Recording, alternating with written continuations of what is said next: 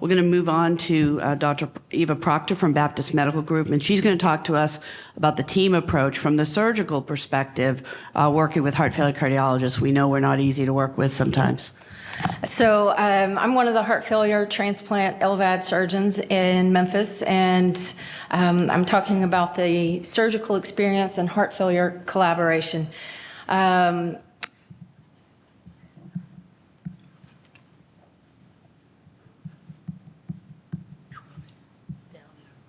I did. This one, okay. All right. So in Memphis, we've been implanting these since January of 2022. Our initial implants were done by vascular surgeons because this is a carotid type procedure.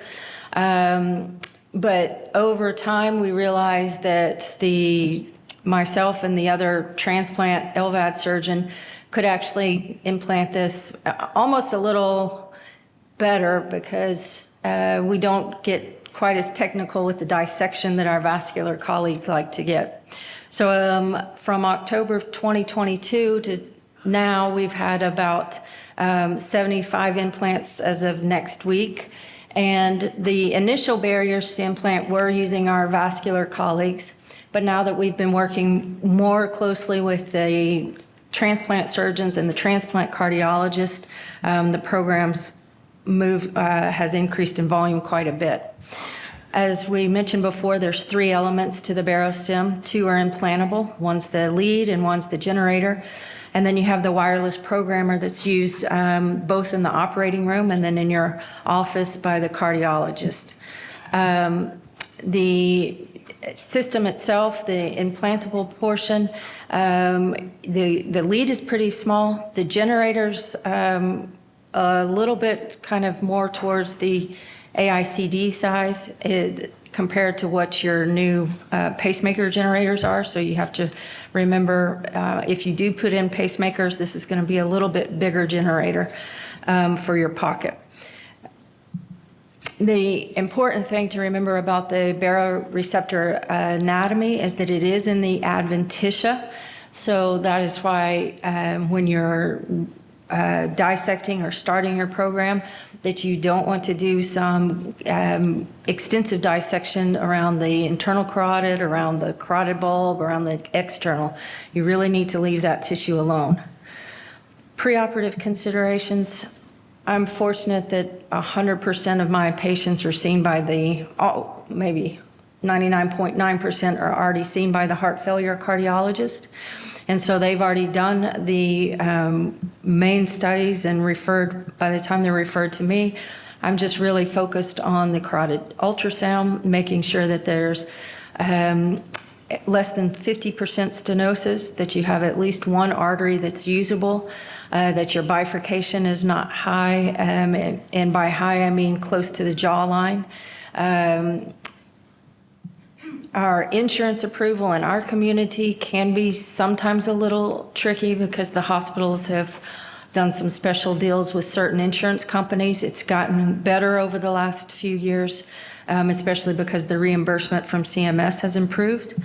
And then most of these are going to be an outpatient procedure, so 90% will go home. But you do have to remember when you're scheduling this that to leave at least 4 hours for observation after the procedure, because some will have some hypotensive episodes. The procedure itself, and I didn't know how many were surgeons, so I didn't use too many gross pictures, so don't worry.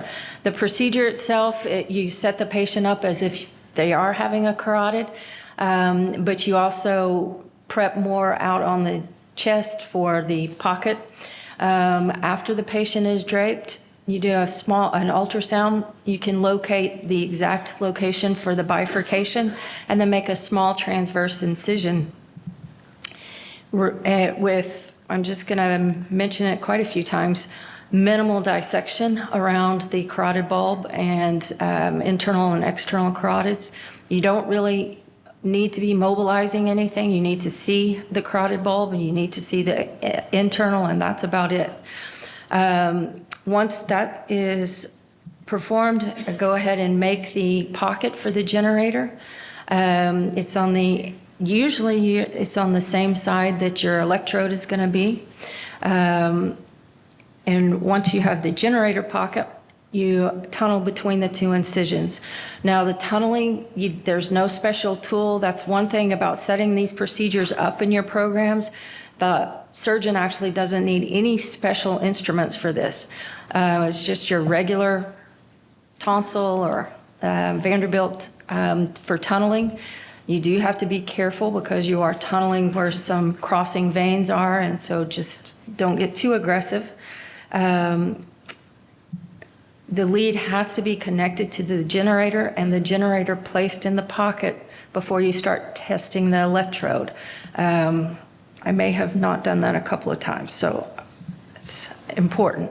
It doesn't work without that. So once you test the electrode, there's actually a little wand that you can hold, and that keeps your hands out of the field, and it lets you test a few locations. Although 90% of these location is going to be where that letter A is, which is anterior medial on the internal carotid. Once you've completed your testing, the electrode is sutured to that area with multiple small sutures. And then there's a loop relief that you have a separate tab you suture to the common carotid because you don't want to put extra pressure or tension on that electrode. After you've sutured those, you go back to your pocket. You can then take any extra lead and attach the generator to the fascial edges. Occasionally, you'll have a pretty thin patient. This is thicker than the pacemaker generator, so sometimes you do have to put it in the pec muscle itself, but that's very rare. Most of the time, you just attach it to the fascia and then just close your incision as you normally would. You watch them in the recovery room for about 4 hours. And then over 90%, in the last year and a half, we've only had one that I can remember offhand that had to stay in the hospital overnight that we weren't anticipating.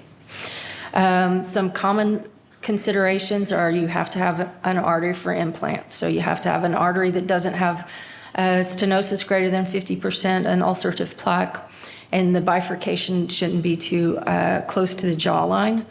The right side is preferable, and most of us are going to be getting referral, or most of the surgeons get referrals when there's already an AICD on the left side anyway, but the right side is the preferable side.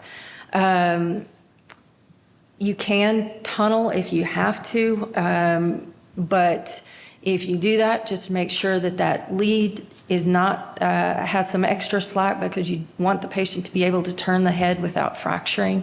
And in conclusion, the barostim treatment is a team sport, and we've started to, I think it's been very helpful for our group that we've started using the heart failure surgeons over the vascular surgeons. It's kept us, we communicate a lot better.